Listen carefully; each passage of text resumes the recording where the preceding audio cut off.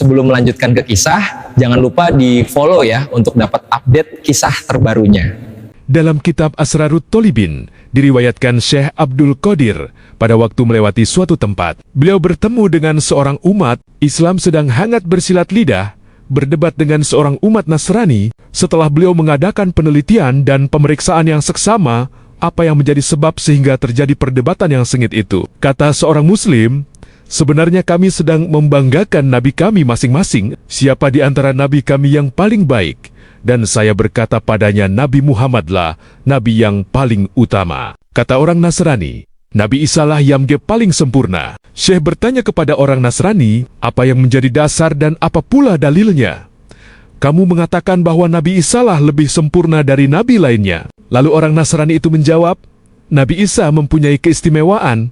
Beliau menghidupkan kembali orang yang sudah mati. Syekh melanjutkan lagi pertanyaannya.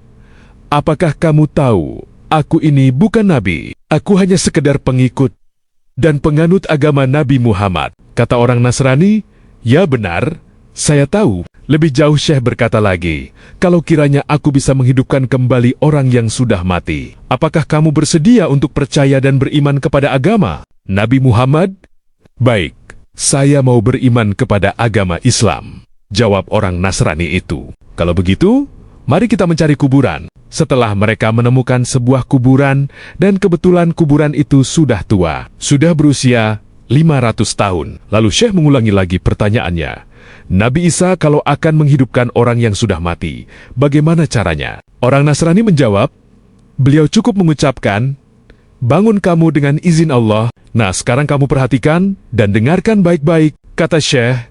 Lalu beliau menghadap pada kuburan tadi sambil mengucapkan, bangun kamu dengan izinku. Mendengar ucapan itu, orang Nasrani tercengang keheranan. Belum habis herannya, kuburan terbelah dua, keluar mayat dari dalamnya. Mayat itu keluar sambil bernyanyi. Konon pada waktu hidupnya mayat itu seorang penyanyi. Menyaksikan peristiwa aneh tersebut, ketika itu juga orang Nasrani berubah keyakinannya dan beriman masuk agama Islam. Di sini ada yang perlu digarisbawahi. Jangan kita jadi seperti orang Wahabi jika mendengar hal mustahil lalu dibilang dusta. Bahkan berkata, Syekh Abdul Qadir lebih hebat dari Nabi. Ini adalah bukti umat Nabi kita itu sangat dimuliakan. Kalau umat saja dimuliakan, apalagi nabinya. Begitu cara pikirnya. Bukan malah mikir lebih hebat dari Nabi. Nah, oke, sampai di sini dulu ya. Nanti aku akan lanjutkan kisah berikutnya. Follow jika kamu mau tahu kapan aku update kisah terbarunya. Assalamualaikum.